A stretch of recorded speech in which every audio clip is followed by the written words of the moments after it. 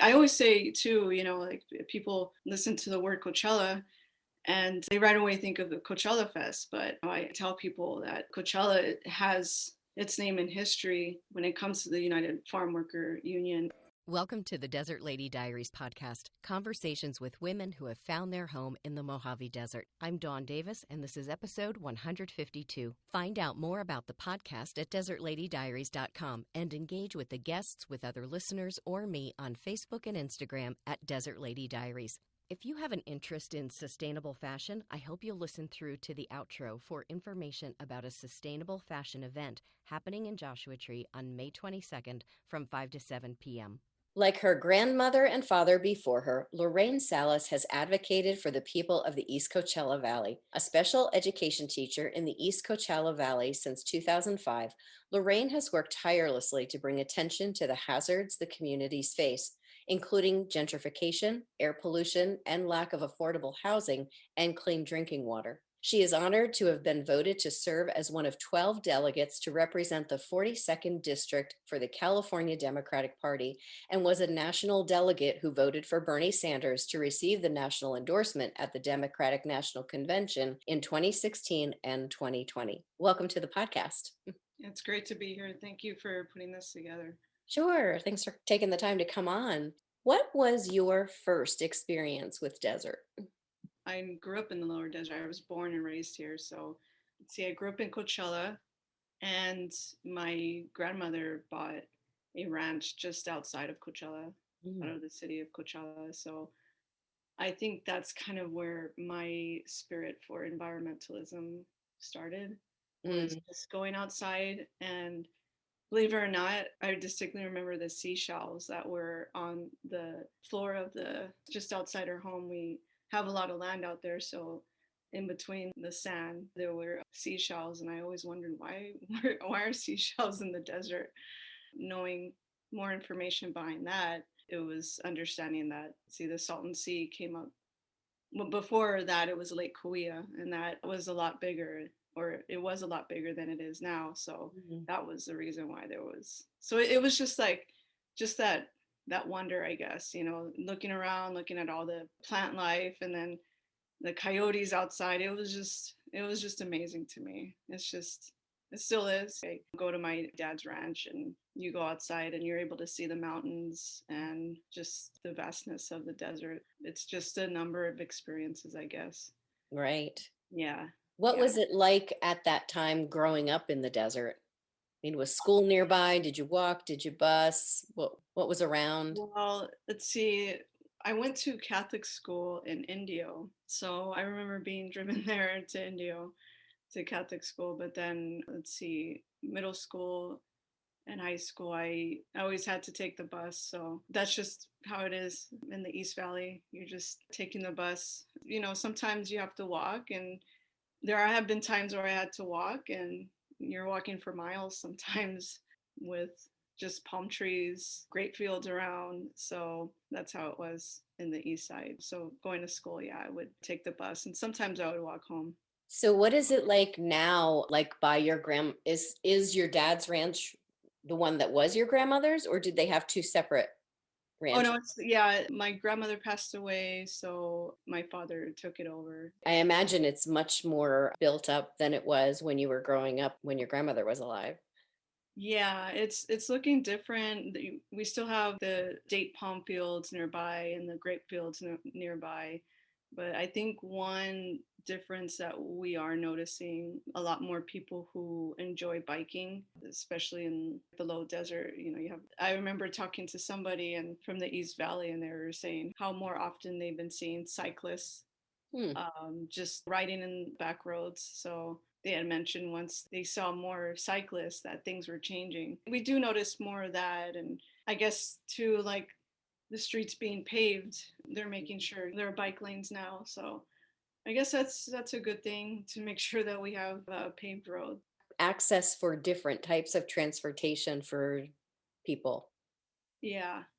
Not just that they require a car, but if they have a bike, they can certainly use it to get where they need to go. Yeah, that's really important. And the safety that's involved with having the bike lane, on the streets. So yeah, definitely. understand that. So you've spent some time up here in the high desert, though, and that is mostly for your activist work. Is that right? Yeah, part of being an environmentalist and also someone who supports racial justice. I've noticed for some reason on my feed, or I notice a lot more of like activity, although there is activity in the low desert, but I notice the rallies that happen in the high desert, specifically Earth Day. I just like to go and see the different rallies or different activities that happen both in the low desert and the high desert.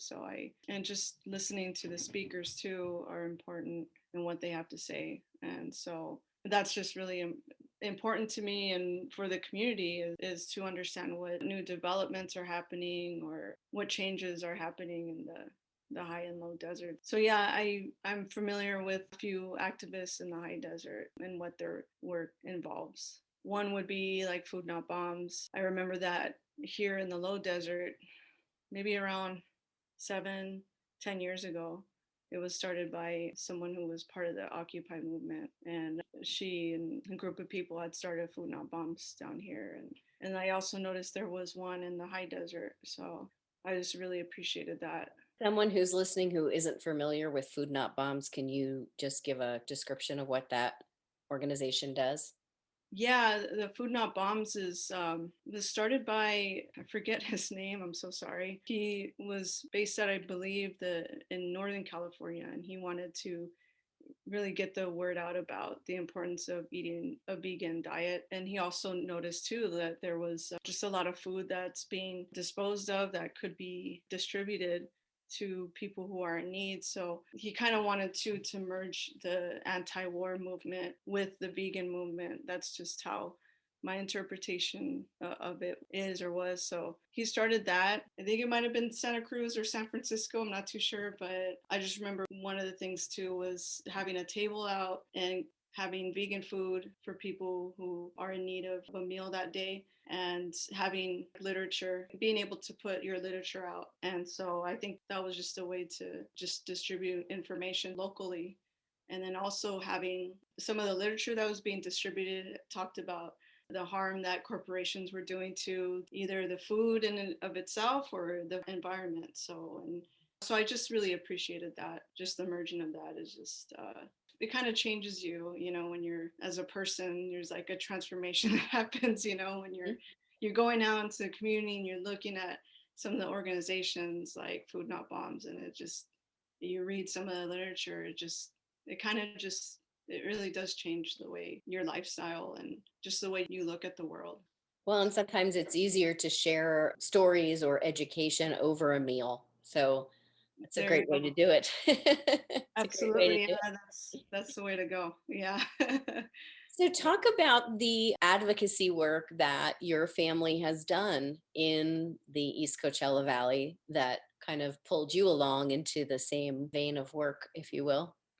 Well, I talk a lot about my grandmother. She just holds a very special place in my heart, in my life. She did pass away many years ago when I was 8 years old.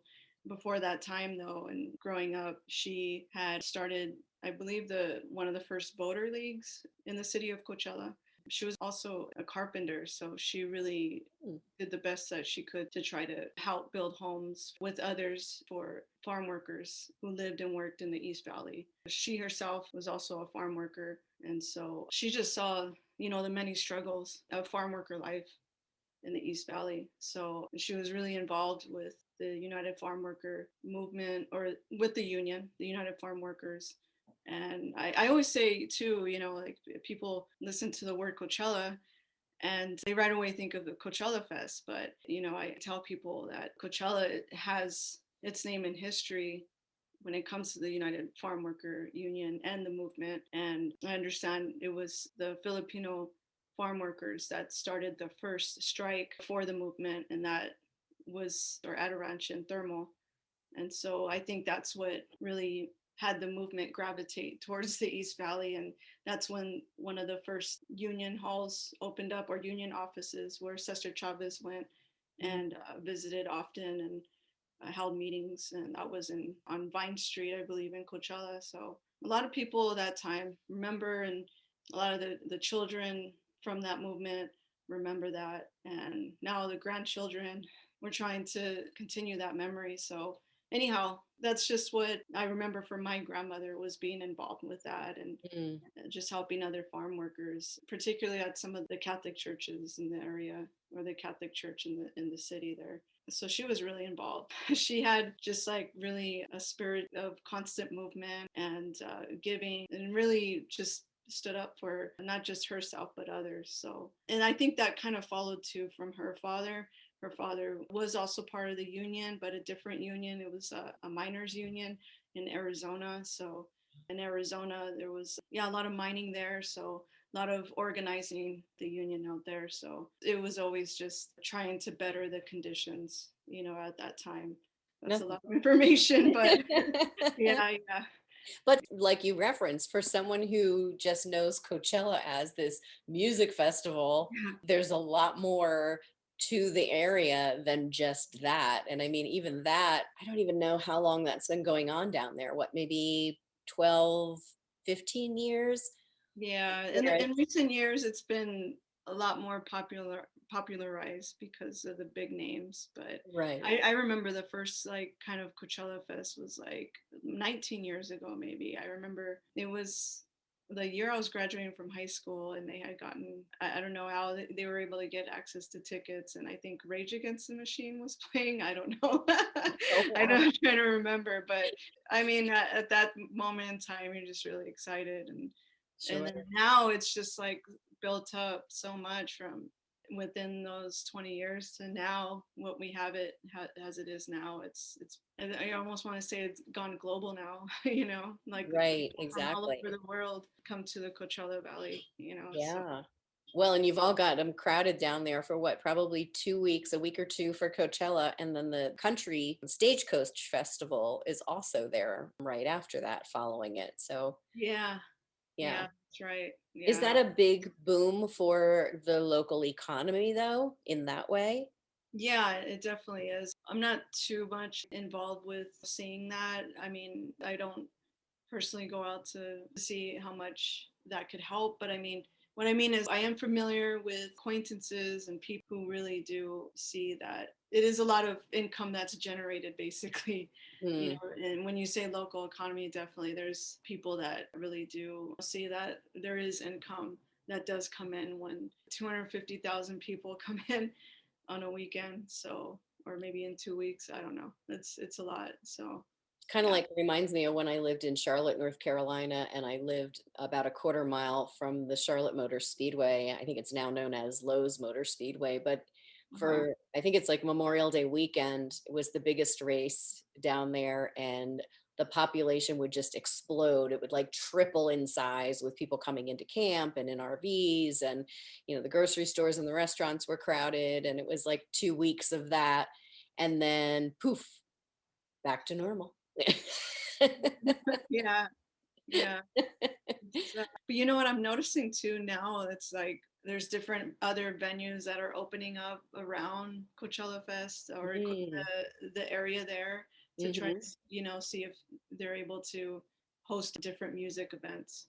It kind of almost feels like it's becoming a year long now. Not so much, maybe more like 6 months. Summer months are brutal. Right. Very brutal out here, but you're seeing more venues. I've seen a few venues like pop up in the East Valley hosting. And when you mean pop up, do you mean like a tent, or do you mean like they're literally clearing the land and building things? Yeah, definitely that. Not just a tent. No, I'm seeing more even different companies sponsoring events. Yeah, there was one vehicle corporation that was sponsoring an event at a ranch. So I see them usually happening at ranches. So they're not really going out. The ranch is already there and they're just using that facility. They're not actually scraping land and bringing in lumber and concrete to build.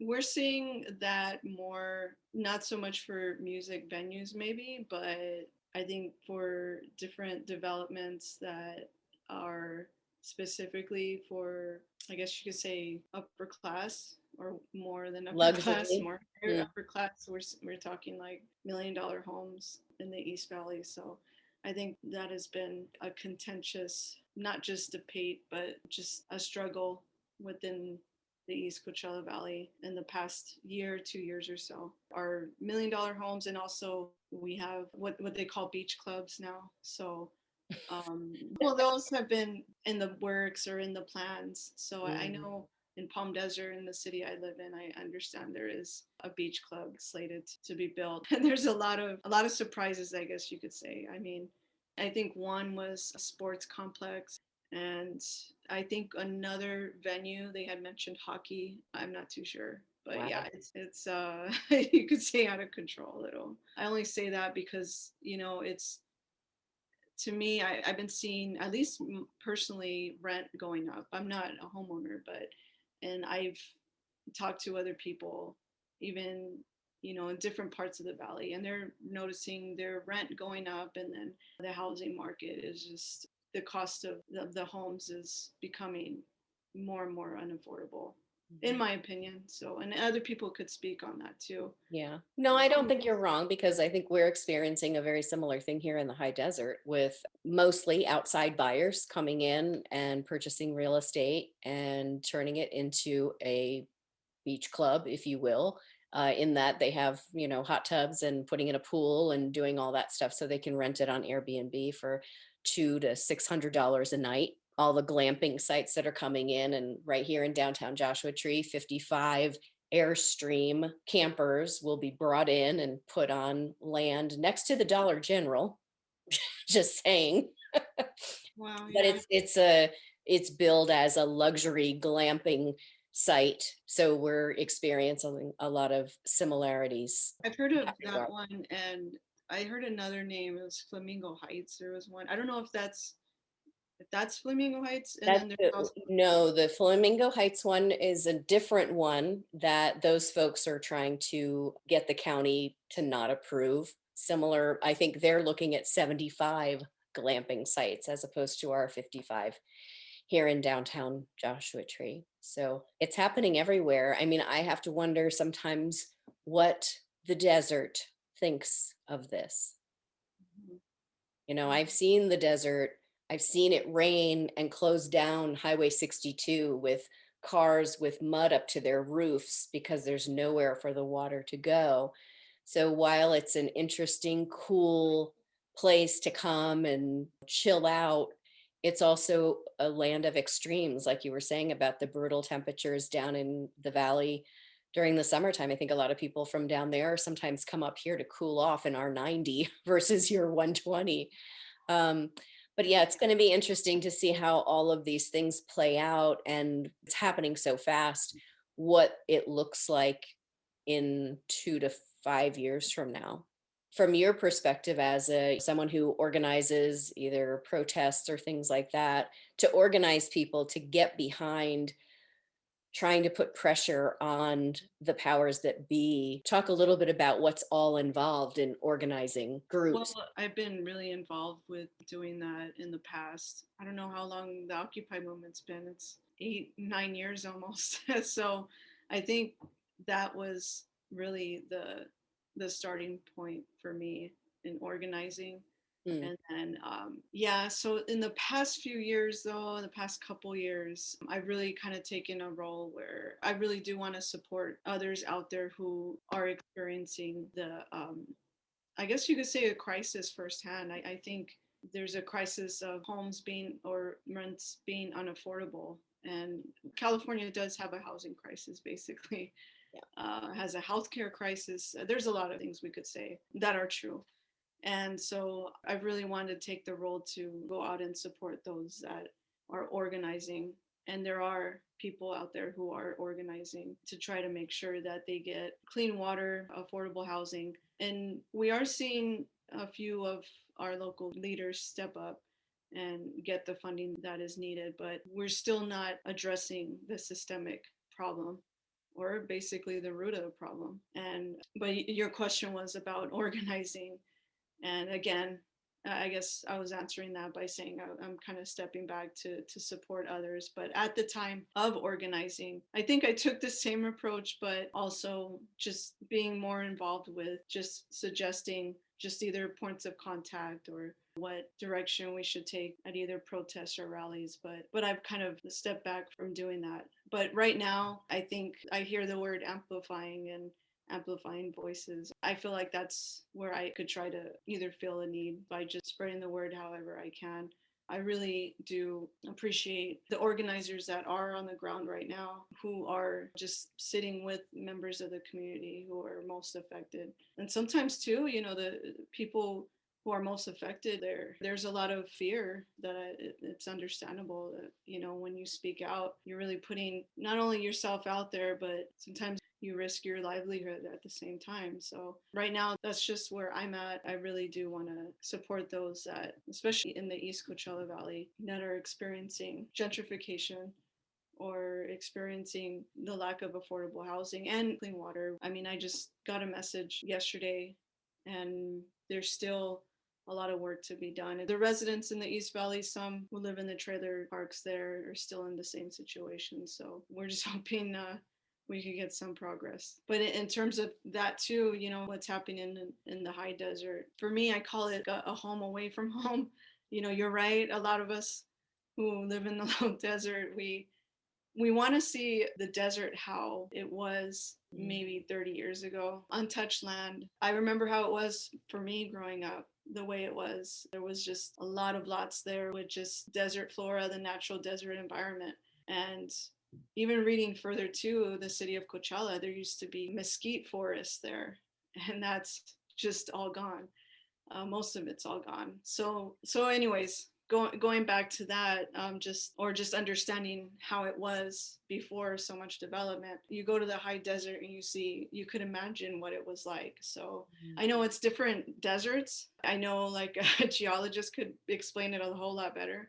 And I know, the low desert's a different type of desert than the high desert, but you could just kind of imagine. So it is for me a paradise to go up there and just the quietness of it, and seeing too, or listening to all like the development that's happening, and then understanding too that the Joshua tree and its need to be protected, because I think it's on a protection list, right? So well, they're trying to get it, I think, it more solid. I don't have all the details of that, but I think for now, there's a year reprieve moving them. They got a lot more serious. The California, I want to say it's the Fish, Game and Wildlife, yeah.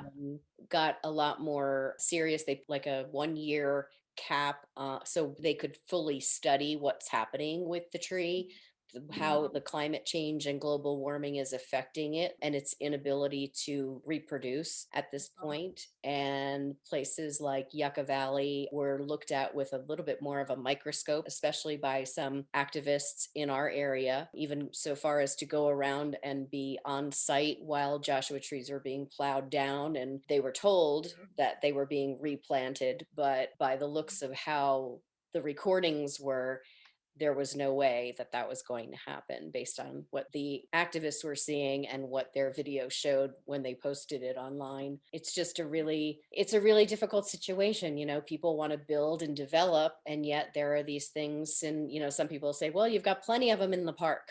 Well, yeah, okay.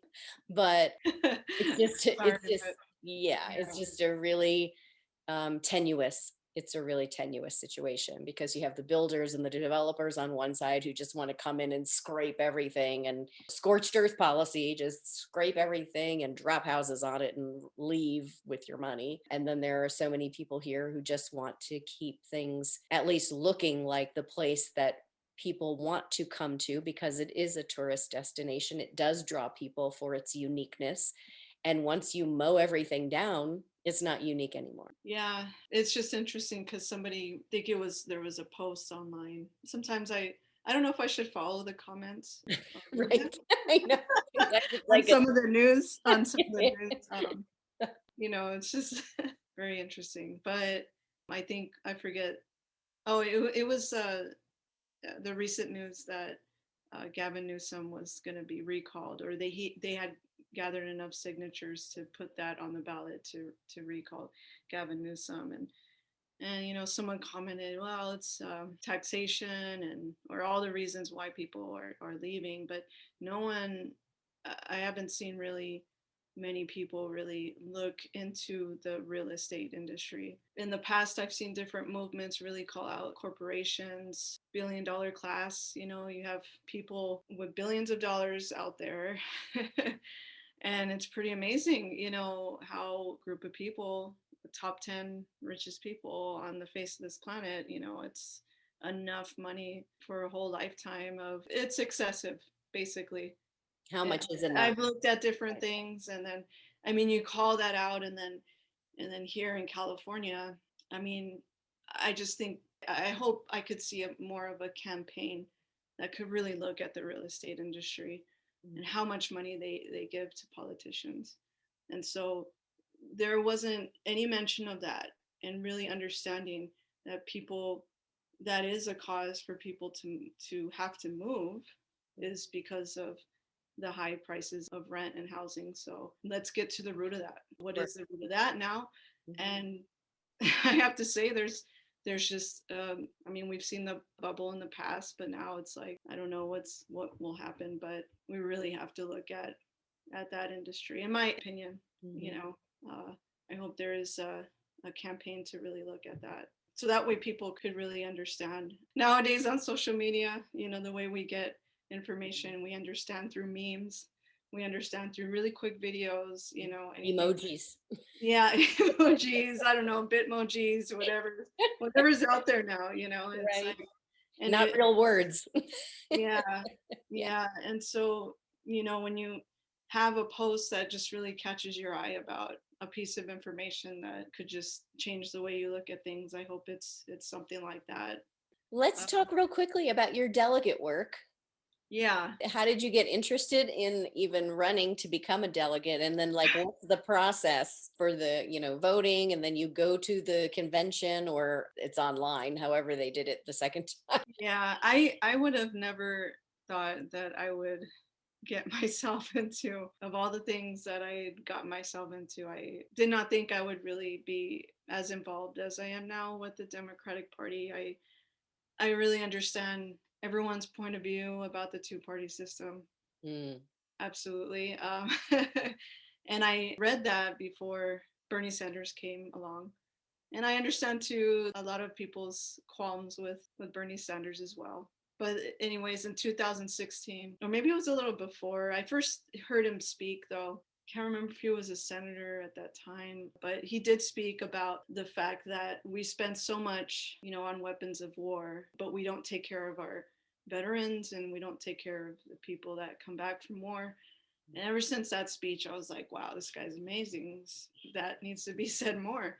And so lo and behold, scrolling through, and then Bernie Sanders, the same guy like years before, who said that.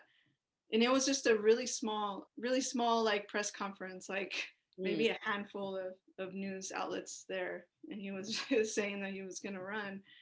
I was like, wow. And so I thought it was pretty huge, and until like I was kind of hoping and waiting to see, more movement, and it was just in no time, more and more people were finding out about him in 2016. And so me and a group of friends, we like to go to it's called remate in Indio. It's like a swap meet.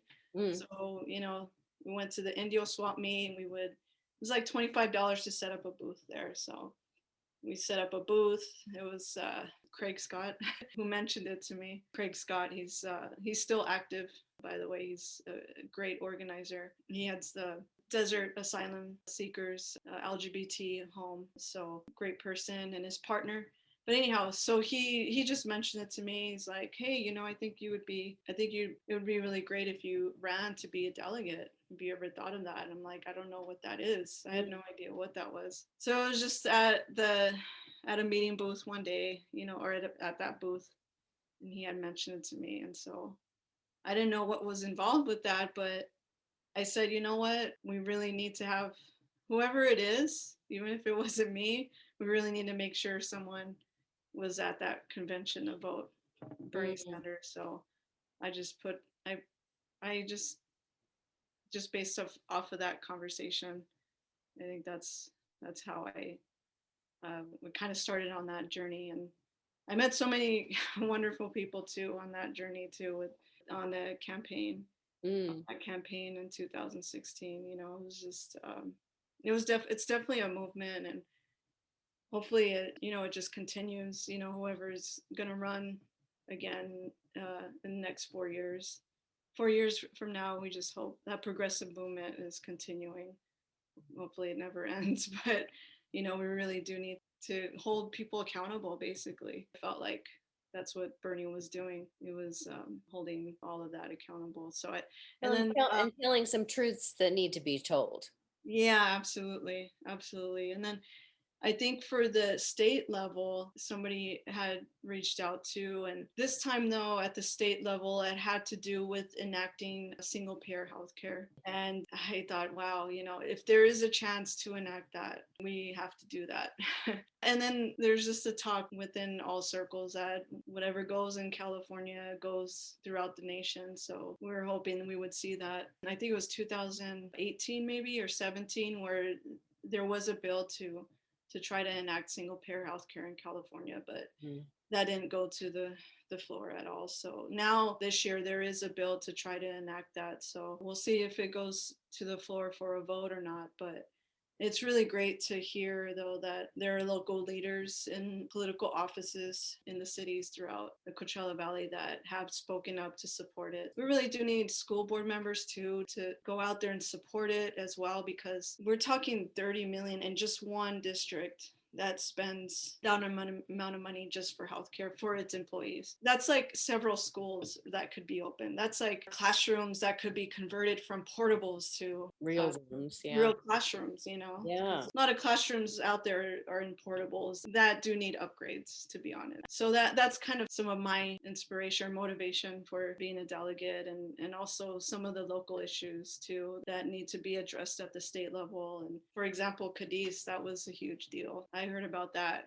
because of Sarah Lee. So that motivated me too. Like, these local issues in the high and low deserts really need to at least be heard at the state level. So Thank you for putting your time in and putting, as they say, your money where your mouth is, and getting behind these things and taking time from your life to do that, because that's ultimately what it is. I mean, you could be doing so many other things, as could anybody who Sarah Lee goes to a lot of those meetings and pays attention to a lot of that stuff. And that takes up a lot of time. So thank you for dedicating your time to those sort of things.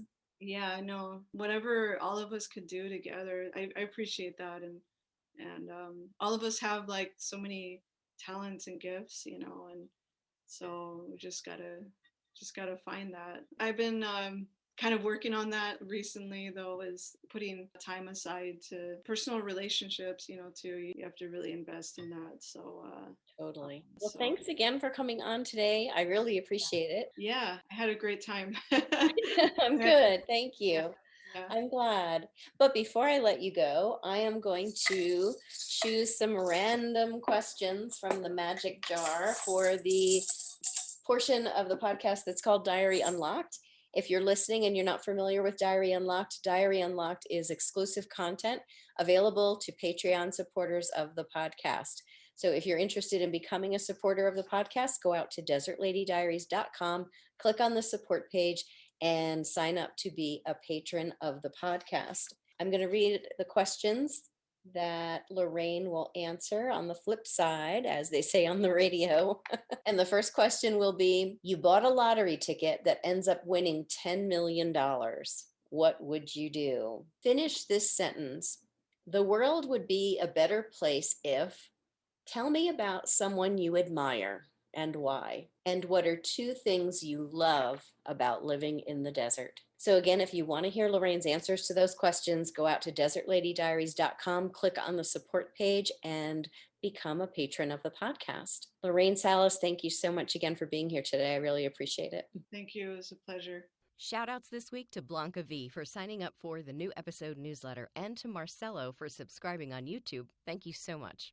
As mentioned at the beginning of the podcast, if you're interested in sustainable fashion, Adelinda Fashion presents their upcoming Joshua Tree fashion show called Off-Road, a Sustainable Fashion Experience. Adelinda connects sustainable fashion purveyors and consumers through their events, podcast, and digital content. Kristen Pereira is the founder, and her uncle owns property in Joshua Tree, which is where the fashion show will be held on Saturday, May 22nd from 5 to 7 p.m. To comply with social distancing, seating and tickets are limited. Soul Connection, Soy Good Candles, and other local basin businesses will also be in attendance. For more information and to purchase your tickets, visit adalindafashion.com and click on events. That's ADALINDA fashion.com. And would you do me a favor? If you're enjoying this podcast, would you take a moment to write a review or make a comment on the platform you're listening from? When folks find the podcast and are considering listening, listener feedback makes all the difference. Thanks so much for listening.